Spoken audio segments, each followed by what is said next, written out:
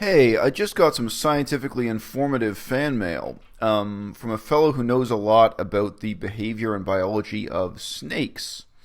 He heard the anecdote mentioned in my recent video about a Buddhist monk who took a nap in the jungle, sitting on a lawn chair, and who then had a python or some kind of giant snake come out of the jungle and try to devour his hand. This guy raises doubts about whether or not the story was true, i.e., suggesting that the monk may have been exaggerating the story or making it up out of thin air.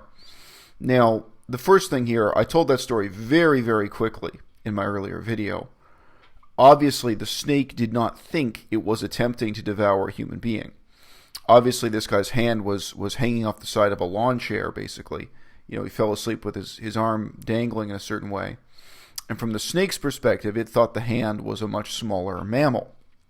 That also explains how the story ends anticlimactically, because the snake gives up its grip on this guy's hand and crawls away.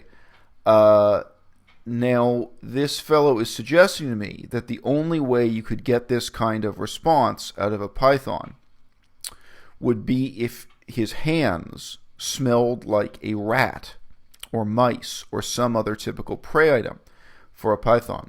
Now, I have to say, I find that an interesting enough suggestion that I'm making this short video in response to it. Of course, it's possible that this monk was indeed handling rats because he was living out in remote places. I have to say, though, it is even more possible that this monastery was keeping pets of some other kind. I have been to Buddhist monasteries where they had pet rabbits.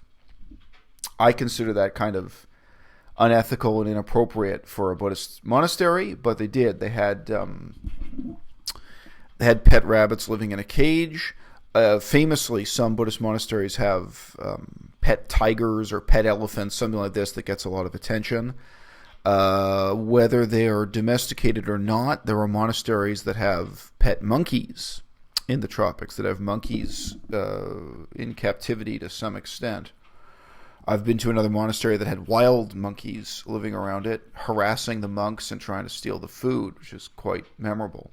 Having monkeys break into the monastery, try to grab food out of the kitchen and run out.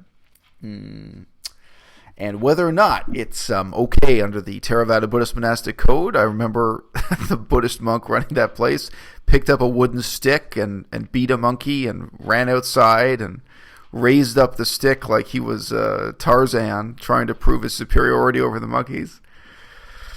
Hilarious situation in many ways. Hilarious and incongruous. So yeah, I just say, of course it's possible that this story I was told was complete fiction. But I doubt it. I've heard a lot of strange stories coming out of Buddhist monasteries of this kind, basically monks coping with the wildlife. And for this monk living in this remote locale, I doubt there was a lot of pressure on him to bathe or to keep his hands clean.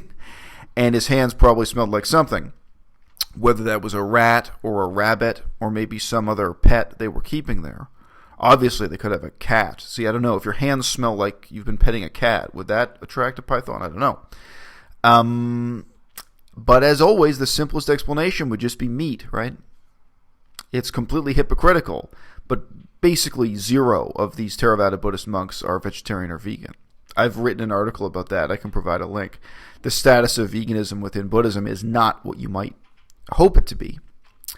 In 2016, it's much weaker than the status of veganism within Hinduism, which is itself a very interesting story to talk about. So maybe his hands smelled simply like the meat of a dead animal he'd been handling in preparing food. Now, in terms of the plausibility of the other basic assumption here, that there are giant pythons in those jungles, I do have a personal experience, a personal encounter to relate that for me is very sad and filled me with a great sense of contempt for my fellow human beings. When I was living in the last of the jungles up on the Lao-Burmese border, I saw a giant python. And it was a giant python basically being slowly tortured to death by human beings. Now, I say the last of the jungle because I was witnessing the deforestation as it happened in front of me and all around me. As you may or may not know, the most efficient way for human beings to get rid of the jungle, they do cut things down with an axe, but they also just pour gasoline on the ground and start lighting the jungle on fire. Now, this snake that was indeed a giant python, obviously I have no idea what species it was. I'm using the word python in an unscientific way. But to my eye, it was a legitimate giant python. It was certainly big enough to very casually swallow a human hand. It could do that with no trouble at all. This python had been badly injured by one of these fires by farmers who were clear-cutting the forest. And then when they found this python in the fire writhing in agony, they ran over and grabbed it alive, but with a lot of its skin burned off and damaged, strapped it to a metal pole, and then carried it a full day's march through the jungle to try to sell it as meat, as exotic meat. And I was in the tiny town. You can't even say town. I was in a house on the edge of the jungle where the jungle connected to the trade route that goes down the Mekong. I mean, the population, there was basically one house with a local Tai Lu guy who paid them a couple of dollars. Maybe, honestly, maybe it was $1 for this python. And these were, the guys selling the python, they were legitimately tribal indigenous people. They were guys living in conditions where they did not own clothes made in a factory. They were nearly naked themselves and living in very, very primitive conditions. And they had come down out of the remote mountains to this point of contact with industrialized civilization to sell this dying snake. Now, why didn't they have the humanitarian impulse to at least kill the snake before selling it? Why had they strapped it? And by the way, it was not strapped with plastic. Oh no, these are real third world jungle conditions. They had strapped it down with rattan and, jungle fibers that you collect from the trees. They had strapped this snake down alive because there's no refrigeration out there. As soon as meat dies, it starts rotting and starts decomposing. So they were keeping this giant snake in absolute misery. And the people who came to look at it, to consider buying it, including my fellow employees in the supposed humanitarian NGO, what did they do to get a reaction of the snake? They picked up a stick and they poked the snake, including when the snake opened its mouth, poking it on the tongue.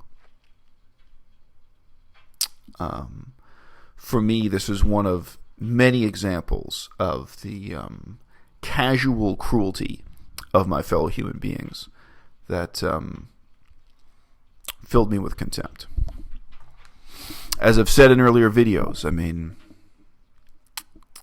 we can talk about the politics of compassion, but if we're really keeping it real, 100% honest, then we also have to talk about the politics of contempt.